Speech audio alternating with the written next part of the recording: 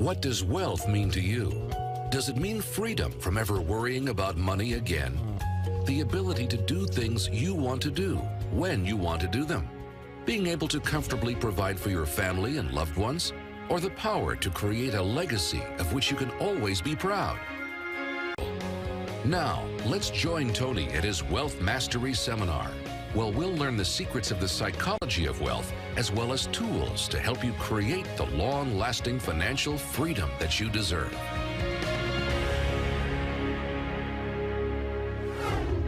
The more you can cultivate that sense of wealth, that sense of abundance in you, the more you can feel that sense of joy, the more easy it's going to be for you to do financially. Because you're not going to be in this scarce, fearful mode. Now, that's not enough by itself. You can have this great sense of abundance and do the wrong mechanics and be a disaster. True or false? But if I had to have an area to get you started with, you want to have the emotion and psychological strength, because that's going to carry you through when the mechanics are boring or frustrating, or when things aren't working out. Your emotion, your psychology is what will carry you. It'll get you to keep doing it.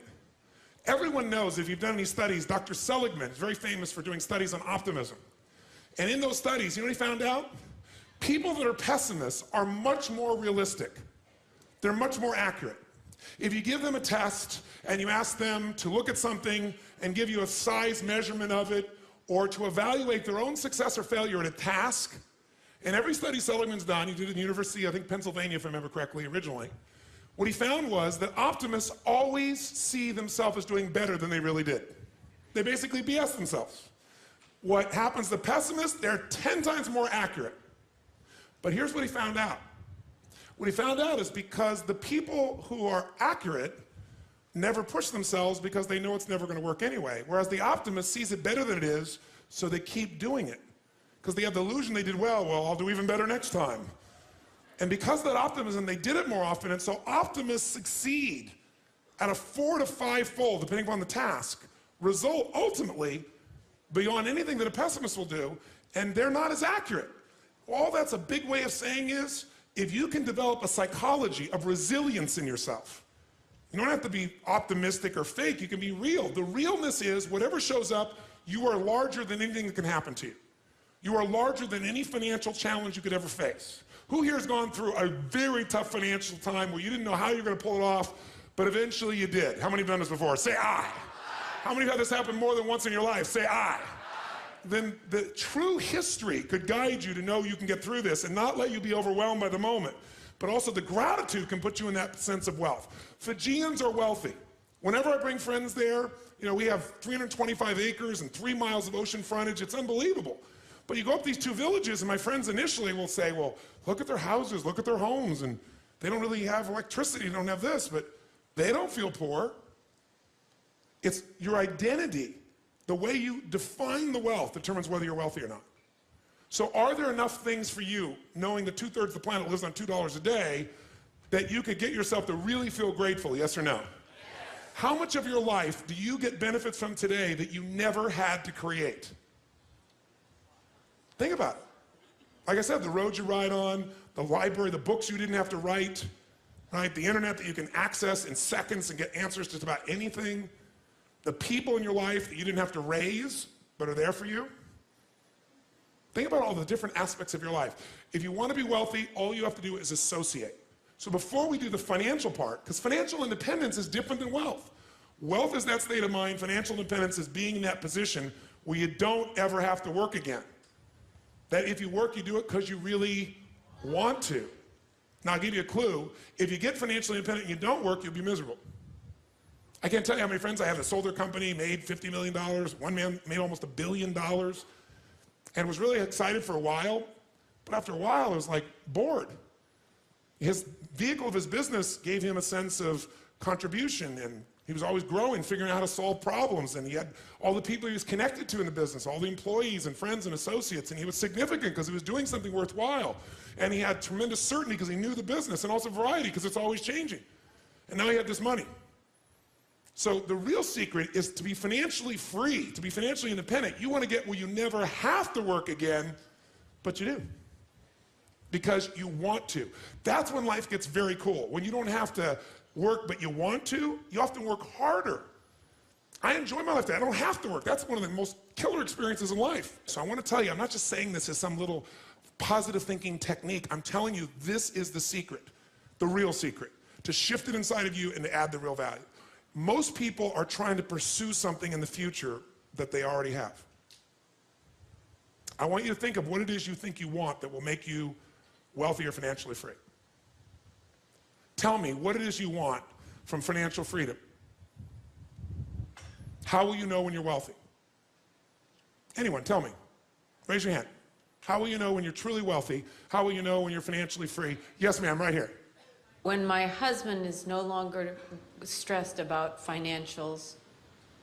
That's when you'll be financially free. Right. Then you're probably never going to be free. I know that I need to find out for me what that definition is. And then he will I guide him? Will you what? Will I guide him to find his own definition then? Well, here's what's interesting. First of all, has she defined this game in a way she has control over, yes or no? No. So the chances of her feeling truly financially free or wealthy are slim to none. Because have you made more money? How long have you been together, you and your husband? 33 years. 33 years. Wow, give her a hand. By the way, do you love him? I love him so much. Does he love you? Yes. Are you a rich woman?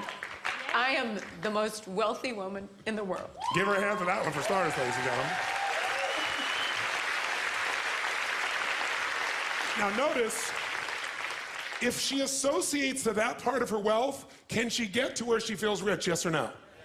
And by the way, from that place, she could look at him in a different way and say, isn't it amazing that I have a man that cares so deeply for us that he really wants to make sure we're always doing well in this area. And all his worry is a way of trying to demonstrate that he wants to take care of me and love me and take care of our family. And how lucky am I? How incredibly rich am I to have a man that cares that much? Would that be a different meaning, yes or no? Would it feel different? But if her view is that he has to give up his worry, she can't control him, number one. Number two, he may think that worry is the way to demonstrate love to himself and other people. And you can get financially free by defining the game in a winnable way. A certain amount of money that we meet, and that covers what we're going to call financial security, which might be your housing, your cars, your food, and basic entertainment. How many would feel rich if you didn't have to work, if your investments alone, the income from your investments, the income, covered those 4 items, your housing for the rest of your life, your food, right, your travel, and some entertainment? How many think that would feel pretty good? Say aye.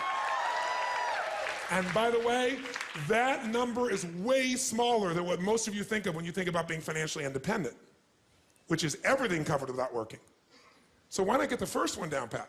And you're going to know exactly what that number is for you and what it's going to take for that number where you don't have to work to meet it. Then we can look at financial independence, where you don't have to work and everything is covered. Then we go to financial freedom. You don't have to work and everything you can think of is covered. Anything you ever want to do for yourself or others, those you want to give. That's a different level, isn't it? And most people think of financial freedom, they come up with this gigantic number that if you even figured out everything you want, it's nowhere near as big as you think. And because it's so big, you never even start the journey. And you don't think it's going to happen. So you talk about it, you hope you'll get some big hit sometime with your business or something, but you never get going. How many follow this? Say aye. So the first thing you got to do is shift from your wealth being to how he thinks and feels. And if you can do that, that might give him the space to be able to see you're happy. Does that make sense? Yes, Give her a big hand. Thank you very much. Somebody else. How do you know? How do you know when you're wealthy, when you're financially free? Somebody else. How about this lady right here, the blonde hair? Yes, ma'am. Give her a hand.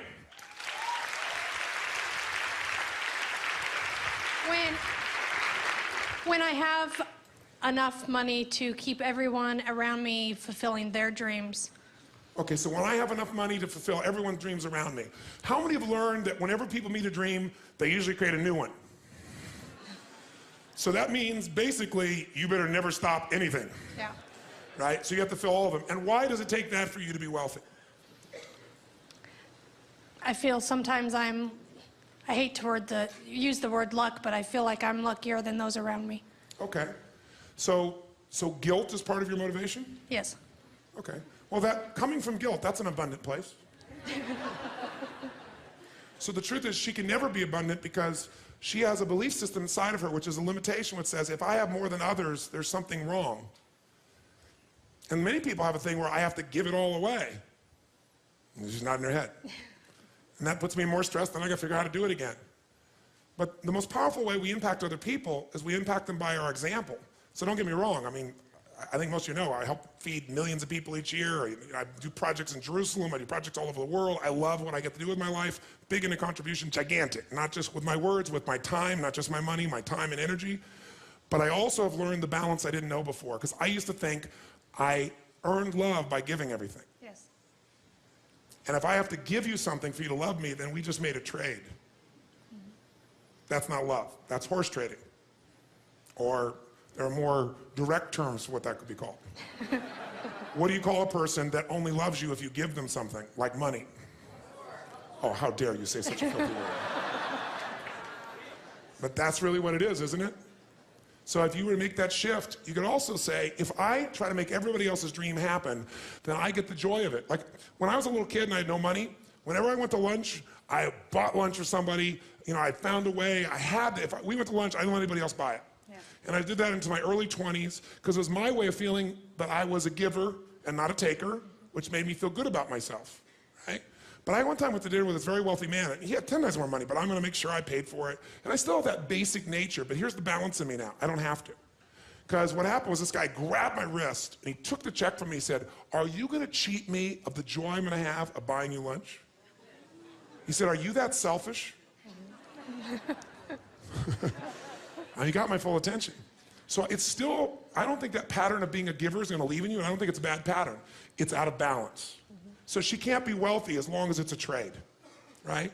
If you're coming from abundance, not guilt, and you're saying, wow, I've got abundance, and there are people that I can help make a difference here. Let me help this person, help that person, not because you have to, because you want to, then you're rich. Does that make sense?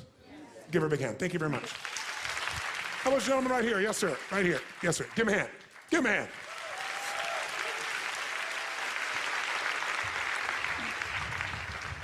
Wealth, for me, financial freedom would be when I have reached a point where I would be somebody that I would look up to in this area, the financial area. Okay. A role model. Okay. So I got a question for you. Are you right now a role model for somebody else?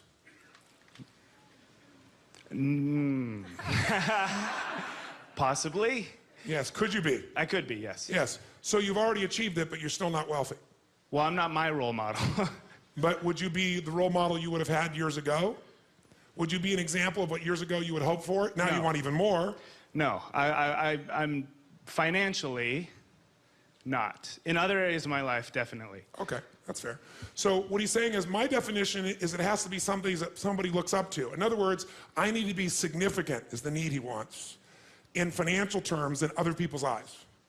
And if you are significant in other people's eyes, what will that do for you? Well, you know, it was in my eyes, somebody that I would look, somebody that, but when you know, you an get, example. But when you get there, you won't look to yourself anymore. When you get there, you'll just be at a different level, and then you'll be trying to figure some other level of what you need to get to so you would respect yourself. That's a good point. He always makes good points. You notice that? So what you're doing is, here's the game you're playing, and I want all of you to hear this. No amount of money will ever make you wealthy. Because as soon as you get there, you will raise the game. Now here's what's great about that. To continue growing in all areas of life. If you could grow emotionally, should you? Yes or no? Yes. If you could give more, should you? Yes or no? Yes. If you grow intellectually, should you? Yes. If you give more love, should you? Yes. If you could grow more financially, should you? Yes, because growth is life. But having to grow in order to feel significant enough means you will always be poor. It's a game that never ends. So here's the story. Listen carefully. There is this great king. He perceives himself to want to be greater than all other kings because he wants to do good. So he doesn't want one kingdom. Many kings have one kingdom. He wants two. That's right, 2 kingdoms, 2 palaces. You know, after all, you need a couple locations to be able to move to. So he builds the second kingdom. And for a while, he's pretty excited. For about a week or a month, until everybody comes and sees his second palace, and they go, that's really cool. You have 2 palaces, you're unbelievable. And he goes, yes, I am a role model for myself. But it doesn't seem to last, because after a while, he thinks, maybe I need a 3rd kingdom. And I've been to both those, and it's getting kind of boring. And I mean, well, now what do? I got 2 kingdoms. And then it's a lot of work to keep the kingdoms going, but he doesn't notice that. He doesn't notice he doesn't have as much time or anything else. He's just like busy doing the kingdom thing. And then one day he gets the answer. He hears about this amazing monk. This monk wears a loincloth. He has a blanket. And he goes from city to city and just shares what he believes about God and happiness and life. And people gather around. And most people pass him on the street. He's kind of dirty. He sleeps on the street. And all he has is his blanket, and he only eats food that people give him because he always is adding value, so he doesn't worry. People give him things, and he eats and does well. He has no fear. And he perceives himself to be a very wealthy man. He has one item he just loves. It was given to him by his family. It's a little lamp, kind of like Aladdin's lamp. He keeps it, and he can light it, so if he needs a little heat or a little light to read at night, he can light his little lamp. And the king hears that if you rub this lamp and you ask it for something, unlike Aladdin's lamp where it gives it to you, it gives you twice as much as you've asked for. And the king gets excited. 1 kingdom becomes 2. Yes. He says, bring me this man. He's a beggar. He doesn't need the lamp. He goes around and begs for his food. He lives on the street. Why should he have to carry such a lamp? I can do so much more with it. I could be a role model for myself and others. I could be significant. And so what does he do? He calls and he asks, and sure enough, the monk comes. He's a traveling monk, and what else are you going to do? The king says, come, you come. And he comes and he bows to the king. You are such an amazing role model. You're amazing. What you built, these 2 palaces, they're beautiful, they're magnificent, they're amazing. I'm so grateful to be here. I don't even belong in your presence.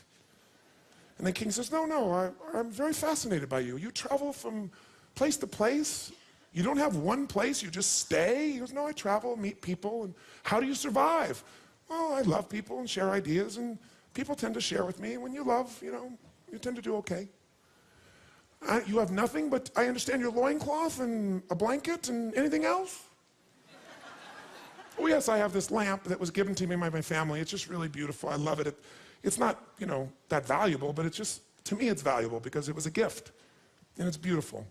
He says, well, that's a rather large lamp for you to have to carry around. I have some jewel-encrusted lamps that are much smaller and lighter. You could walk with them much easier. It would be much less of a burden on your back to have to carry this lamp. He says, oh, no, it's no burden. It's very light. He goes, no, I really want to give you something much nicer.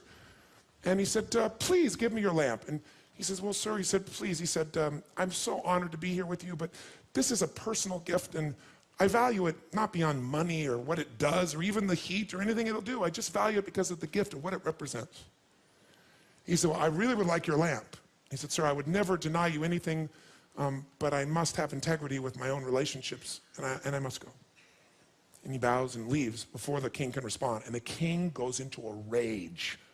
How dare he deny me what I want? How dare he take away something that could give me twice as much of even what I'm asking for? Think of the role model I could be. Think of the good I could do and demonstrate. He doesn't need that. He's poor. He doesn't even ask it for anything. If he would, he'd have 2 blankets.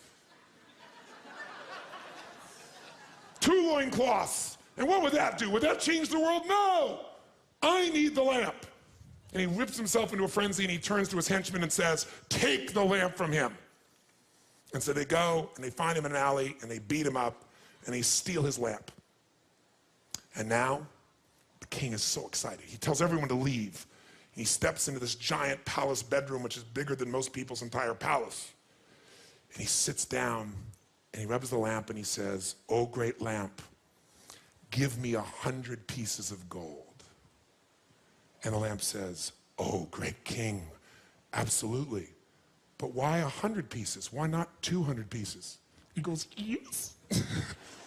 It's true, it'll double it. He says, fine, give me 200 pieces of gold. He said, oh, king, why 200 when a king of your nature could have 400 pieces of gold? The king says, fine, give me 1,000 pieces of gold. Why not 2,000, king? Fine, 10,000. Why settle for 10,000, king? Why not 20,000? A king such as you with 2 palaces should have at least 10,000. Fine, give me 10,000. Why not 20,000? Fine, give me 100 of the most beautiful women in the world. Why not 200? It will keep you busy. And this goes on for hours and hours throughout the night. And the king gets fervor more and more and more intense. And the lamp keeps expanding his point of view. And he keeps thinking, my God, I'm thinking so small. And he gets bigger and bigger. And this goes on for 3 days and nights. He bars the doors and won't let anyone in, just him and his lamp. And he starves to death and dies. And that's the end of the story.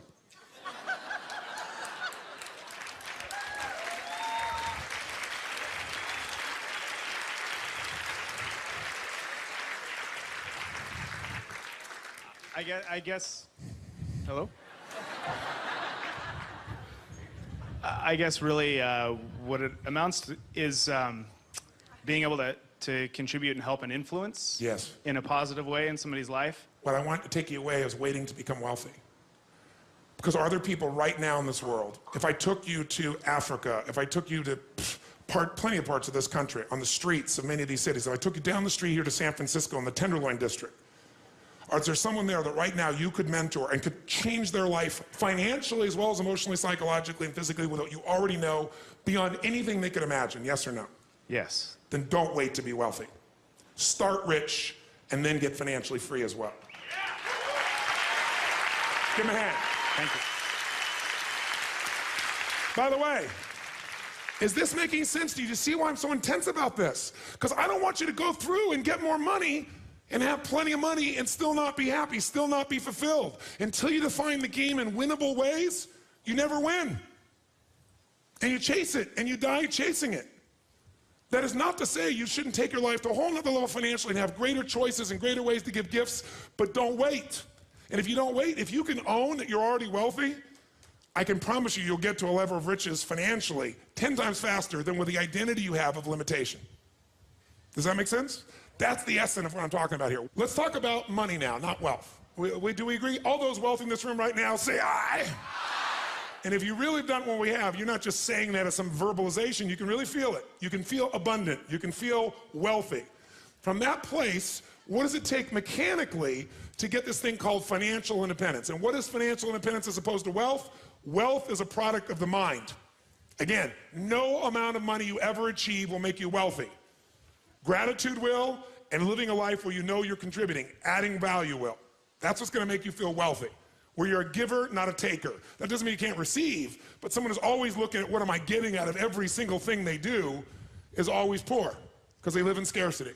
But if you want to be financially independent, that's different. Financial independent means you never have to work again in order to live your life. That when you do work, you're doing it because you really want to, not because you have to. And how many are committed to not only being wealthy, but also financially independent? Say aye. How do we get there? Let me give you the lesson how to get there. It is so simple that when I tell you, you're going to go, well, thank you for the breakthrough thought. But even though you may know this intellectually, whether you're sophisticated or not, you probably know this. Focusing on this is the difference. Can you be a person who is honest in your values and not be honest in the moment? Yes or no? Can you be a loving person but not be loving in this moment? Yes or no? Why? Because whatever you focus on, where focus goes, energy flows.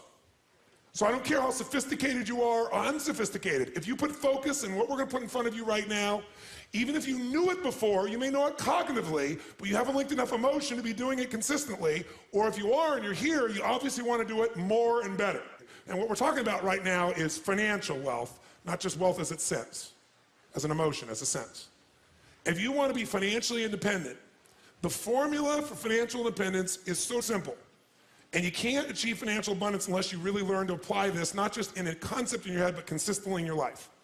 And that formula is simple. Spend less than you what?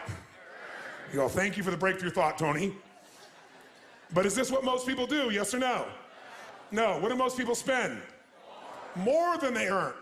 There's no way around this. No matter how much money you have, if you spend more than you earn, you got a challenge. So there's no way to be financially free, financially independent without spending less than you earn. And what do you got to do with what you don't spend?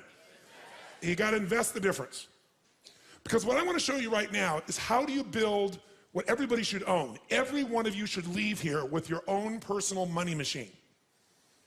You want to create a money machine. A machine that while you're sleeping is making you money, right? So you're no longer trading the most valuable resource you have in life, your time, for money.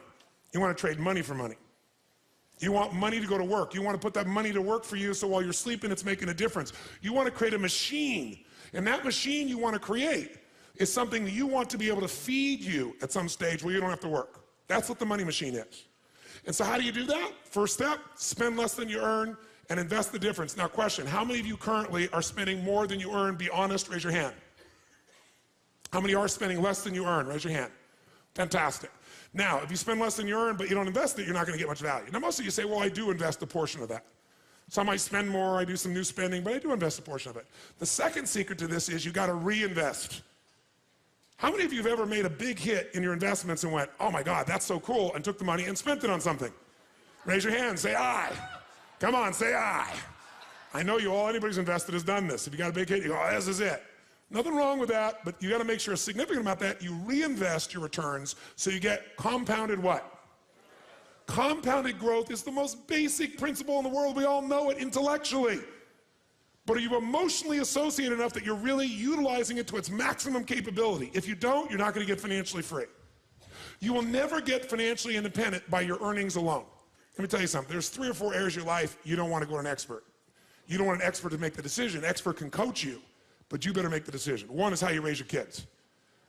I mean, if you're going to screw up, you should be the screw up, not somebody else in this area. Because at least if you screw up, you know you gave your all. And if you screw up, you'll learn from your screw up and you can still make a difference.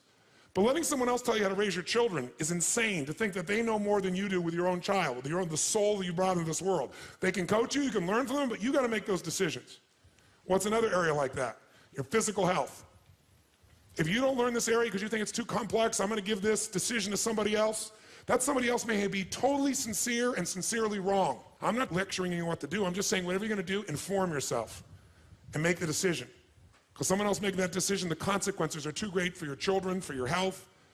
And I'll tell you another area really important, your psychology. Having someone else give you a label, tell you what to do. Same thing with, you're going to end up with some challenge in your body, same thing. And the last area, the area I'm talking about here is money.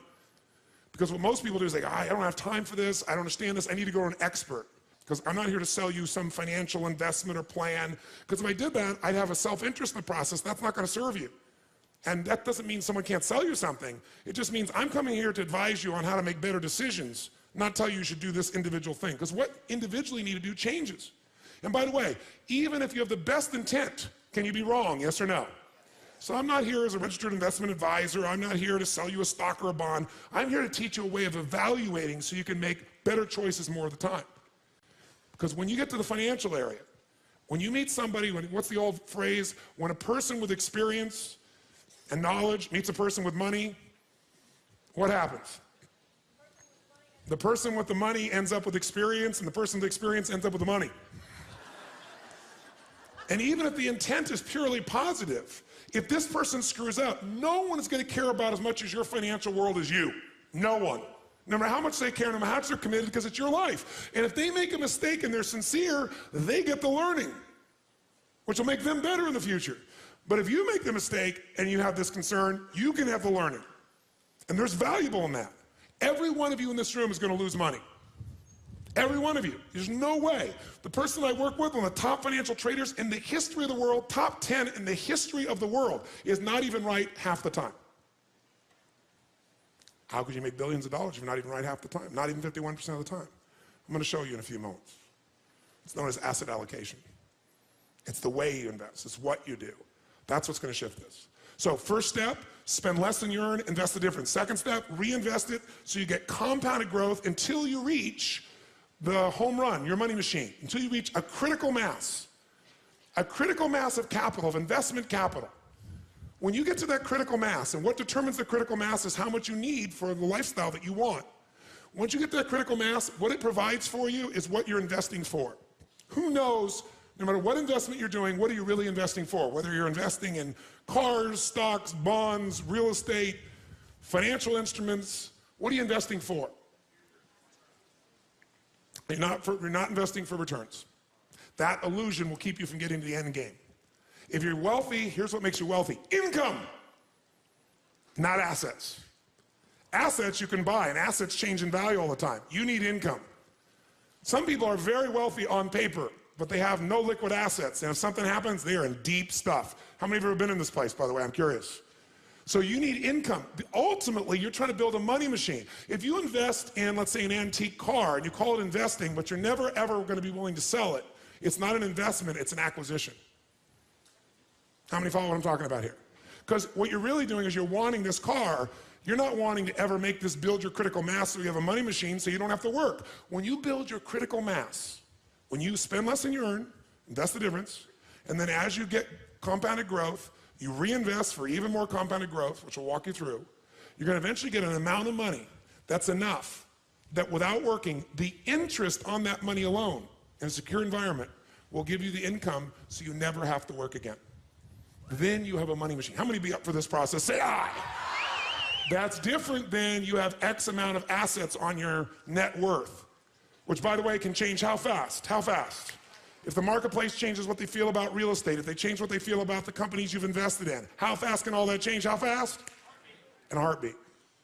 The valuation of the dollar, or the pound, or the mark, or the euro, or anything else can change how fast? How many like the idea of building a money machine? Say aye. This is the only reason to invest. You invest for one reason, so you have an income for life without working. And to do that, you got to build a critical mass of capital, that the interest on it alone will give you that income, and you can have the life you want without working. And the only way to do that is do those first two steps. Spend less than you earn, invest it, reinvest it till you hit that critical mass. And we're going to show you ways to accelerate that, make it happen. That's the entire financial game in one paragraph or one thought. So everybody here's goal is, here's what you want to say. I am building a money machine. And its purpose is to give me income for life without working. Hallelujah. How many feel hallelujah on that one? Say aye. Now, how to do that is actually a lot simpler than you think. We make things more complex than it really is. You got to think of this as your target. Now, by the way, you know whether you're on the path of financial freedom or financial independence or not by, can you answer, are you doing the first part? Are you spending less than you earn? And are you investing it? And are you doing the second part? Are you reinvesting and getting compounded growth? And are you moving towards that critical mass that'll get you free? And do you even know what that number is? If it's a general giant number and you keep moving the number, you'll never get there.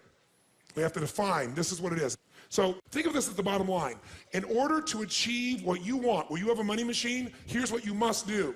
You must pick out a minimum financial goal for yourself. Even to achieve your minimum financial goal, you got to pick out a specific amount of money that you're going to invest every month, every year, no matter what. A specific percentage of your income. If you don't do that, forget the rest of this course. It's a waste of your time. Because you'll go make a bunch of money, but you won't be practicing the fundamentals, and eventually you'll make a mistake and you'll lose it. How many follow what I'm talking about here? Say aye. If you're going to change things, you really need to put yourself in a position where you say, this is what I'm going to invest. This percentage of my income, where you pay the investments first before you pay all the other bills. Because if you pay the investments first and you keep doing it, and it's a pure discipline. And by the way, the best way to do this that I know of is to have that money taken straight out of your account as soon as it gets there. Many of you know you can do it automatically. You can put it in a money market and then decide where to put it. But it literally leaves your account, the money is transferred. Think about this. Success in life comes from good judgment. When you make good decisions, you do well. In your relationships, in your body, with your family, and with your finances, with everything. How many agree with me on this? Say aye. So if success in life comes from good judgment and good decisions, good judgment often comes from experience. And experience often comes from bad judgment.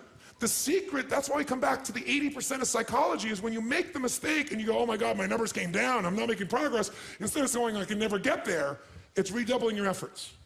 And I'll give you, very often it helps to have a role model, as this man pointed. So I was with Michael Milken shortly after he got out of prison. Now, Michael Milken was the junk bond dealer who made billions of dollars for himself and other people during the 1980s. He funded Ted Turner, gave Ted Turner a start. You know, there were all kinds of companies in the 80s that really got their start, all primarily because of this man, Michael Milken. But he also did some things that put him in jail. By the way, in jail, how wealthy do you think he felt? Not very. Now, he was able to keep a significant amount of money. He paid fines, he gave up a period of his life, and he got out of jail, and then he developed something called cancer. So what good's the money? So he spent his life starting to figure out how to change, and even though he had a lot of money, he felt like he was starting over in terms of his identity, his respect in the community, the way people look at him. So he began to try to figure out how to do good works, but he was really feeling defeated till he met an interesting guy, a guy named Carl Eller. Because I asked him, at the point I was talking to Michael, later on, I had a lunch with him one time, and he actually wanted to have me put one of my companies into his group and get a piece of it. But the deal wasn't the right deal for me. And I was actually looking back on it, it's been a long time now, it was the right choice not to do it, even though he was a very bright man. But he had the experience, and I had the company and the money. And I realized that that meant I worked out at least that particular investment. I thought it through, and I made, fortunately, an intelligent choice. I had to move forward. But what I got out of that meeting was worth more than the investment we could have made together.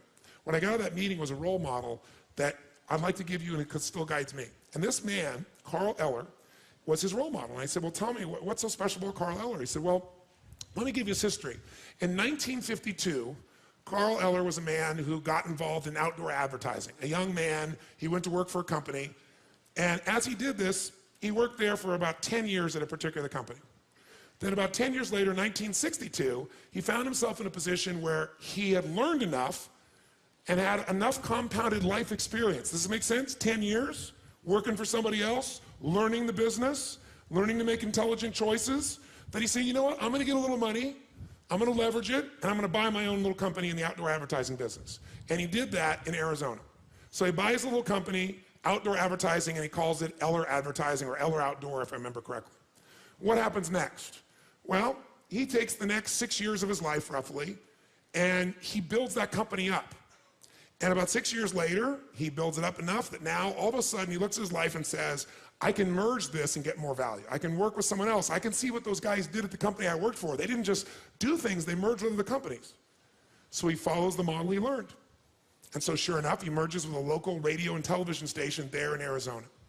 And the value of that company, which was called CCC, grew immensely. So sure enough, he takes another 10 years. So imagine now he's been running this company 6 years on his own. He's got 16, 17 years into this now.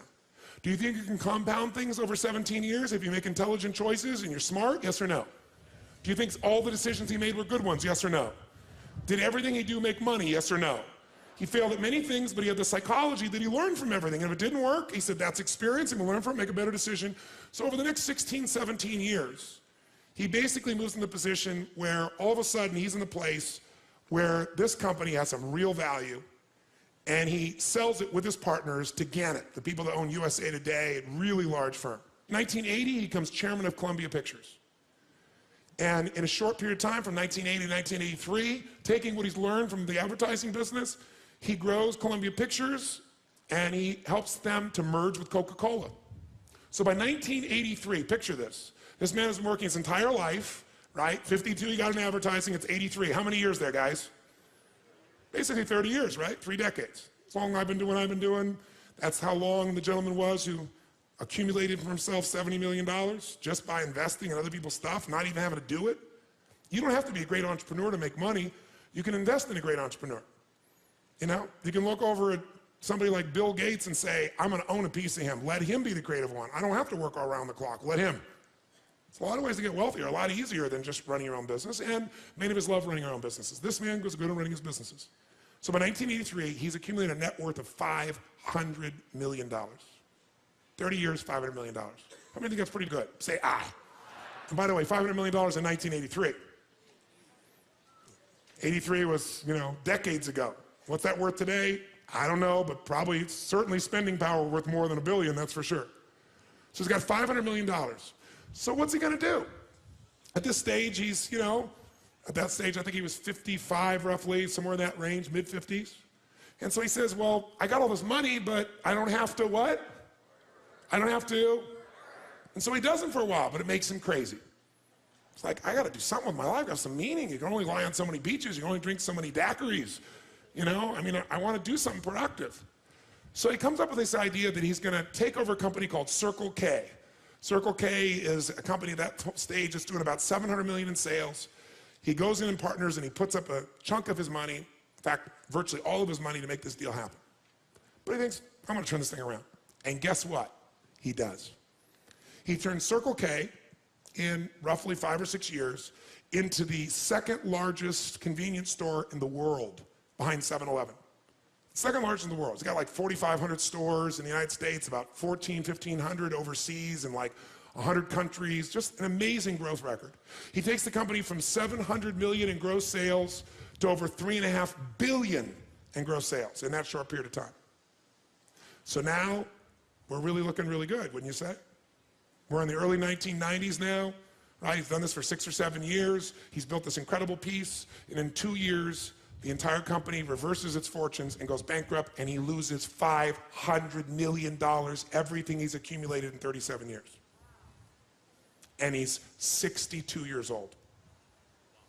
And he has nothing. He not only has nothing, he owes $100 million at 62. He went from up $500 million to down $100 million. How many of you ever have thought you were in bad financial trouble and it wasn't that bad? Say aye. So you thought, oh, I lost my job, or I lost my income, or my investment went terrible, or the house I bought was not worth as much, or I bought the stock and I lost it, or, you know, I went through a divorce and it was terrible and I lost half. Trust me, this makes anything anybody in this room's ever experienced look like nothing. Now, what do? You're 62 years old, you work for roughly almost 40 years of your life, you're up $500 million, everybody respects you, your name is well known, and now you're a total failure or you own $100 million. 99.9% of the planet would go bankrupt, obviously. But he decided there was still time. What was that? Mechanics or psychology, my friends? What did I tell you? 80% of financial freedom, financial independence, and all of wealth is 20% is. He said, I still have time. At 62, he had the guts to say, all I got to do, I got to get some money, right? I got time, I got to get into compounding again, and I got to make better choices, which at this stage will not be difficult. Well, I made some bad choices here. You know, what took me almost 40 years to develop, I lost in roughly 3 years, 2.5, 3 years. But if I could lose in 2.5, 3 years, I didn't lose the 38 years or 39 years or 37 years or 40 years of what I learned and who I am. So he didn't say, I'm starting over. That was the difference in his psychology. He said, I'm going back to what I know. And at 63, he went back to Phoenix, Arizona, and leveraged everything he could possibly get a hold of and got people to invest, and he bought a small outdoor advertising company. And started over, but he didn't call it that. He said, I'm going back to what I know, where I can make more intelligent choices. And so what happens? In less than 5 years, he builds that little company up, and he compounds it in 25 cities, and he builds himself to where, at the age of 68 years old, 4.5 years later, actually almost 69 at that stage, if I remember correctly, he now is a billionaire again. He sold his company to, what was the company's name? Clear Channel. He sold his company to Clear Channel and became a billionaire in less than 5 years. He was never a billionaire after 40 years. Now, this would be a lesson in one thing, mechanics or psychology. Which one? Psychology. But it's also a lesson in the next most important mechanic you better know. Because everybody's going to make some bad choices, and some of them could cost you seemingly everything. Or you may even make a conscious choice. You're going to change something, and making a change in a relationship can cost you much more than half of what you have, depending on how your life is structured financially. But it may be worth it. How do you not be destroyed by that? You got to have psychology, but you also want to avoid it. If he was going to be here today, and you're going to ask him, besides your psychology, what was the biggest mistake you made? Your psychology made you well, but what was the biggest mistake you'd make? He would say one thing to you, and I want you to hear it now, and every one of you have heard this, but you may have heard it cognitively, you may have understand it intellectually, but you don't associate enough emotion to it because you're not maximizing it, my guess is, if you're in this room. You could do more. How many agree you could do more in just about anything that matters? Say aye. And that's called asset allocation. He said, the mistake he made was asset allocation. And I'm going to show you this now. This is not sexy. This is not completely new for someone sophisticated, but you better make it new for yourself right now. When you're green, you grow. When you're ripe, you rot. You got to get green back on asset allocation. Because what happens is you get to be a sophisticated investor is you tend to look at where can I put my money where I get the largest what? Say it again, what? And that's the biggest mistake you're going to make in your life. It's counterintuitive, but asset allocation is the single most important decision you're going to make in your financial future. You screw this up, you can do everything else I said well and end up empty financially. Not unwealthy if you stay associated to your psychological strength, but you certainly are not going to be financially free. And this is the mistake he made, asset allocation. What does it mean? It means every person in this room is going to make the wrong decisions financially at times. You're going to get the best advice. You're going to study the past. The history shows that the market is going like this, or the real estate market is going like this, or gold is going like this, or something is going like this. It keeps growing and growing, and you feel like you're missing out if you don't get in. How many felt that recently in some financial valuation of something? Say aye. And so sure enough, you get this piece in you and the fear starts to happen. You don't want to miss out. And everybody's telling you it's the right thing. And it looks like the right thing. And everything should be the right thing. And your timing is wrong. Can you do the right thing at the wrong time? Yes or no? Let me tell you another secret to life. If you do the right thing at the wrong time, you get pain. If you plant in the winter, I don't care how hard you work. I don't care if you work day and night and you work to the bone and you plant your seeds in the middle of the winter. What's going to happen when fall comes? Are you going to be rewarded, yes or no? No. So if you don't understand that the seasons are changing, you're in trouble. But even if you do everything right, you can think it's springtime, can't you? And be wrong. So how do we protect ourselves? The answer is asset allocation. This is the secret you must give yourself. And all of you, I can promise you, in 2 days, will forget what I'm saying right now. Because in 2 days, many of you will be making momentum investments, and there'll be someone in this room who made $3,000 in the last 4 hours because they're going to make a trade, and someone else will make $100, someone else will make $500, but someone else is going to lose $1,000 or $500. And what most people are going to focus on is the person that made $3,000 and go, I'm going to put all my money in this momentum investment where I could make this 10% return today, 20% today. Who knows what I'm talking about here? Say aye. And every party goes, that's how I get my money machine. I want to get compounded interest. I want to get the best return I possibly can. And so you put all your money in there, and the worst thing that can happen to you is like when you go to Vegas. What's the worst thing that can happen when you go to Vegas? You win. It's the worst thing that can pop. How many know what I'm talking about here? Say aye. When I was a kid, I was not into throwing my money away because I had so little. And I was not into gambling. It's like I wanted to give it, share it, do something fun, do something that would make people light up. And I ended up going to Vegas with some friends of mine. And they went in, and they all bet. I said, I'm just going to enjoy going to the shows, hanging out with you guys. I'm going to watch. I'm not going to bet. I was like very extreme the other side. So what I do, I sat there and watched, and I didn't bet anything till the last day. And the last day I thought, well, I'll play a little bit of blackjack. I mean, it's easy. It's pretty simple. You can kind of anticipate the numbers. There's some logic to it. You rationalize the whole thing. And I played blackjack, and I won $1,800 when that was like, I started out with $300. That'll give you a perspective. That was like an unbelievable amount of money. Worst thing that could ever happen. Because then once you get that jackpot, what are you always thinking? I'm going to get it again. And that's how they make money in Vegas, because they've set up the compounding on their side, right? They know what the ratio of results are, and all they got to do is get you to keep doing this, and the house is going to win because the house has the economic advantage. The longer you go, the greater chance you're going to do it. Even if you do it here, you're going to come back. You're going to be desired. That's how they can pay for a building like Steve Wynn has that's, what, $2.9 billion to build a hotel. It was the most expensive hotel in the world. Now it's not. They're building a new one for $3.6 billion for a hotel. How can you afford that? You have large margins and profits. And where does that come from? People who got the big hit. So the worst thing can happen is you make investments and you hit a home run. And you hit a home run. And the home run gets you to start thinking you're really smart. And maybe you are really smart. You're very sophisticated. Maybe you really are. But there is a day when the whole game changes. And it's really difficult sometimes to predict that, sometimes impossible. True or false? So the asset allocation is how you protect it. What is asset allocation? It means out of the money you have to invest, we're going to create 3 buckets. Really simple way of thinking of this from now on. 3 buckets. And these 3 buckets are going to help you to understand whatever amount of money you're going to invest each year, where you're going to put it. So for example, if you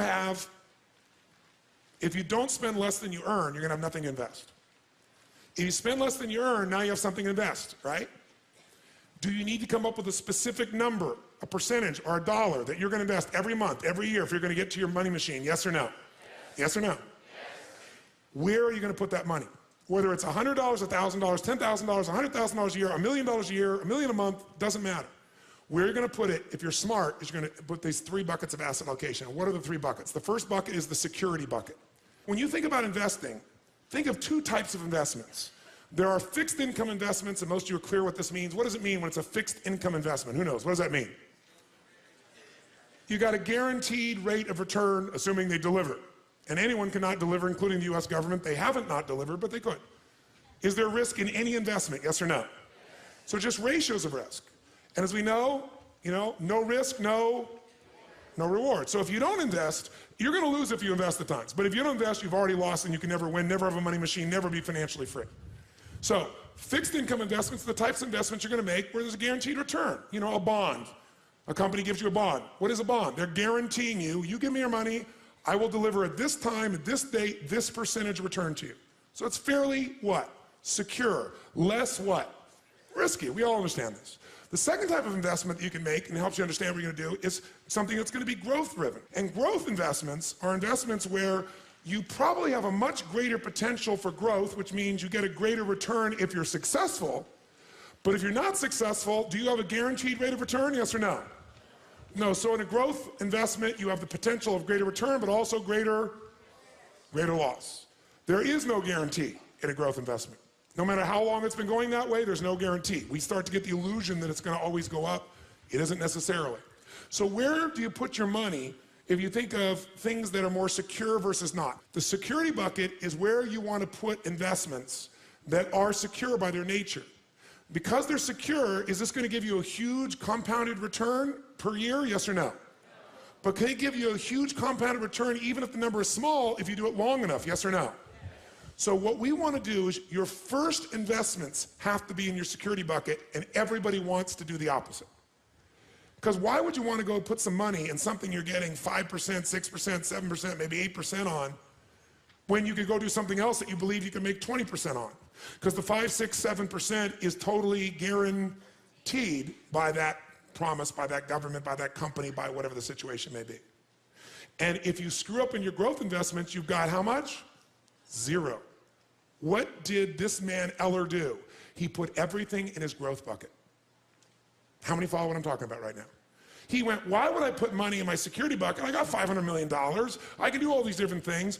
If I put all of it here, I can leverage up and make, his goal was to make $1 billion, right? Instead of losing $500 million and being $100 million in debt, he ended up losing $600 million total. But he thought, if I put it in there, I don't need to put things in my security bucket. Now you might say, well, it all worked out well for him. How many Ellers are there in the world? Most people, when they face financial, what looks like ruin, they say it's over. I can't start over again at 40 or 50 or 60, much less 63. Very few people will do that. And even if he did, he also had to make some good choices and probably got a little bit of luck. And you get really lucky when you work for 50 years, your guts out, right? And you won't give up, and you'll persist, and you have this incredible psychology, and you figure out how to add value. But most people wouldn't recover from that.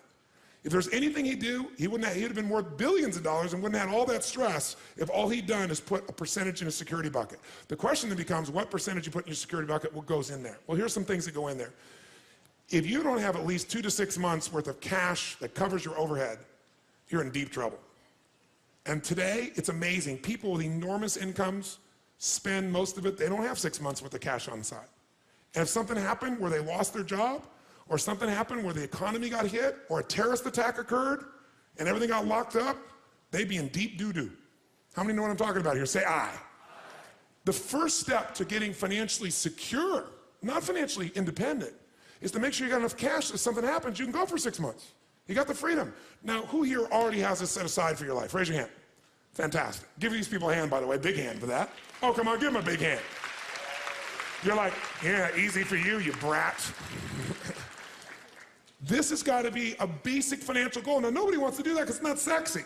And you're saying, I could be using that money for compounded growth, Tony. Yes, and you could not be compounding, you could lose, and then you're starting with nothing. How many follow me on this? Say aye. How much of that should go in there? 2 to 6 months, a year? Depends on your psychology. But whatever's gonna make you feel secure, it's individual for every person. I'm not gonna tell you you should put 6 months in. Maybe 2 months is fine for you. Maybe for some of you, you want a year in there, right? It's different for everybody. This is where you gotta start to know the truth of who you are, not what you project. And some people are more certainty driven, more security driven than other people.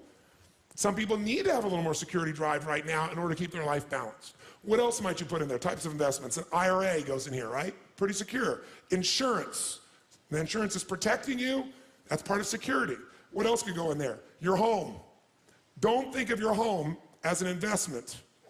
Because for most of you, you're eventually not going to sell that home and eat it.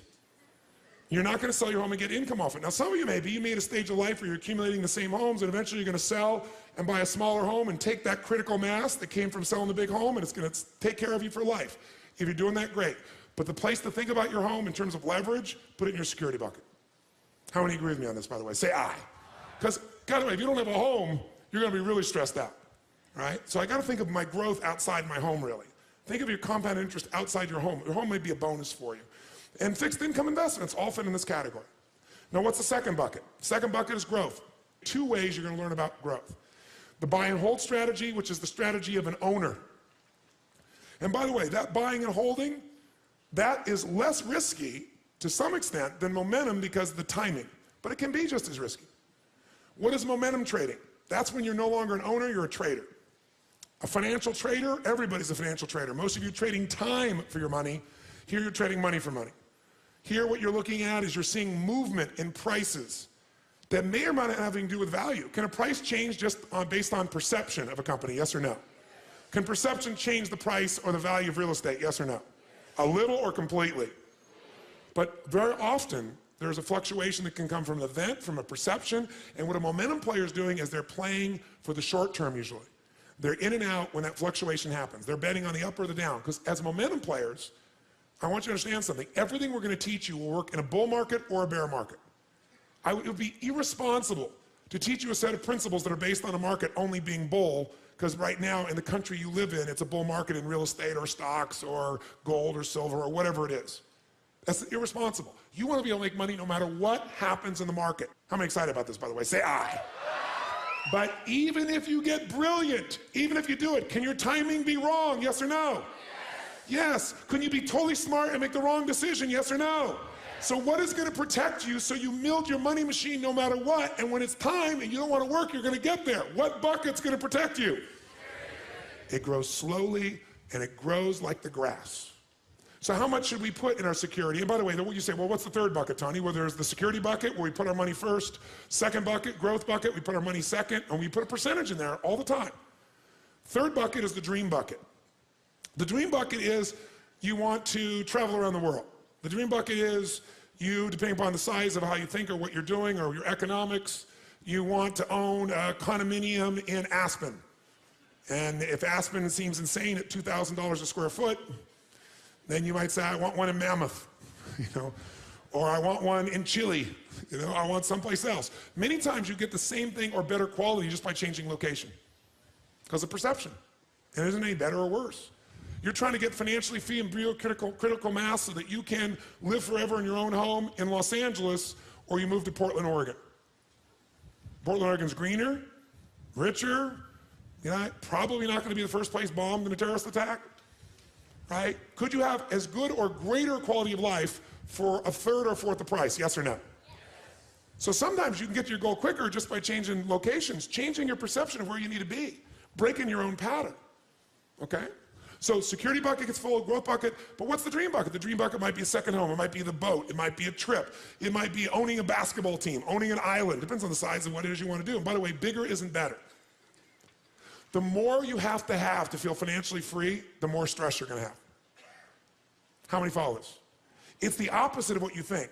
The more you have, the more you got to manage, the more time, the more energy, the more risk, the more capital. That doesn't mean you shouldn't do it. Some of you are very, very driven to create and risk. That's a personality type. We know that it's crazy. I happen to be one of those types to some extent. But even a crazy person's got to make sure their security's there, or their craziness at one point will bite them. How many follow? If you can get financially free for less, do it. Be wealthy now and get financially free quicker. And then lock in, you won. And then keep that stuff in your security bucket. And if you want to play a bigger game now, you've already won, and everything you're playing now, that's where the house is money. You can go for something bigger, and if it doesn't work out, you're still handled. Your security, what you're here for, is totally free. How many follow what I'm talking about here? Say aye. Now, how do we decide to fill these up? Well, your stage of life plays a role. So in your security area, if you're really getting started here and you don't have the security there, if you're really conservative, you probably need to put 40% of your investment capital there. 40% so you're totally protected. If you're more aggressive, maybe 30%. By the way, which one of these three buckets do most people try to fill first? 1, 2, or 3? Three. And how do they do it? Borrow money. And what they buy usually isn't a real asset. It breaks down in value. The car, you know, the secondary home in an environment that the market changed, whatever it is. They don't usually make money on it long term. They usually lose money. And then they have no financial freedom. So they got to go work. I'm wealthy, I'm happy, I have love, I have all these things. Nothing wrong with that, but why not have both? What do you think the second one is to be filled for most people? What's the second one? Quick. Growth. They go for growth because why? I want a bigger what? Return. But a bigger return potential brings with it greater what? Risk. You absolutely want to fill your growth bucket, just make your security bucket the first one, because it's the one you want to fill least, and it's the one that'll protect you. You want to learn from Carl. You don't want to wake up and say, I'm starting over. You don't want to have to use that psychology. Great if you could, but use that along the way when you make mistakes, not when you lose everything. That's what Carl will tell you. If Carl was here to support you right now, he would say to you, listen to this man. Listen to him. I know it's boring sounding right now. I know it's not exciting, but this is your life. Spend less than you earn. Invest the difference. Reinvest for compounded interest. But do it in these three buckets and do it in the first two first. Here's how I do it. Pick your percentage. Don't vary when you get a better opportunity. So if you're going to invest $1,000 a month, $10,000 a year, what are you going to do with it? You're going to say 4 of that's going to my security bucket, 6 of that's going to my growth. And after the next few days, you're going to decide how much of that's buy and hold, how much of that is momentum, where you're going to put that. Is it going to be in real estate buy and hold? Is that going to be in companies? You're going to break it up. But you keep the percentage, because otherwise someone will offer you a deal. And when that deal comes up and you see the opportunity, what are you going to say? I need to get more, so I'm going to take from my security bucket and do it, and that's when you get bit. I know I sound like I'm lecturing to you. I'll tell you why. Do you know how many people I've taught this to? The millions of people over the years that I've shared this with. And you know how few people really hear me? They hear me right now. But the minute their greed gets hit, the minute they go, oh my God, I got this giant return, they douse this. So if this feels heavy, that's okay with me. If this doesn't feel sexy, that's okay with me. But remember what I'm telling you. What is the secret long term? What's the most important decision you're going to make in your investment life? Say it again, So right now, so this goes from conversation to reality, I want to ask you this. What percentage of your current investments are in completely secure environments? If the answer is 0, this is the first thing you got to do. You can still do great opportunities, but that percentage has got to start building security first, a percentage of it. And again, that number depends on your risk tolerance, and it depends, secondly, on where you are in stage of life. If you're older, does you need to put more in security or less? Which one? Quick. More, because you have less time to make up for a mistake. If you're younger, you can put a little less, but don't put nothing. And if you become more wealthy, you know what's interesting? The richer you think and feel, the more abundant you seem to become, because that feeling starts to affect the way you make decisions. They're not made from fear, they're made from gratitude.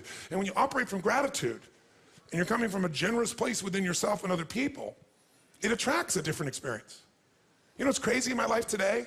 Today, people come up to me every day of my life, no exaggeration. If I'm in the public, if I'm in a restaurant, and because I've had, 50 million people get my books and tapes around the earth, no matter where I go in the world, people don't come up and tell me these great stories, but someone will come over to me and they'll say, they just paid for your dinner or your lunch or whatever, or they want to buy this. And I would say, no. They go, no, they insist.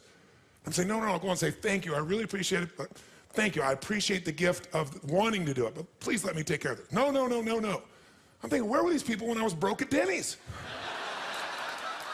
And where were they when I needed them?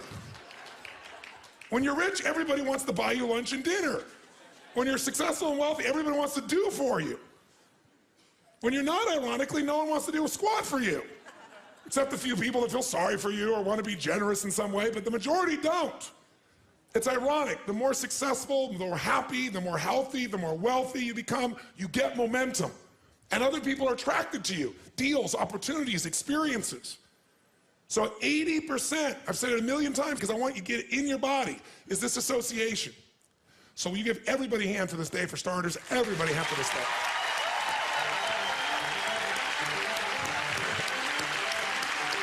Amazing. Now that you have learned what it takes to create long-term financial success, take 5 minutes to think about how you can build your own money machine.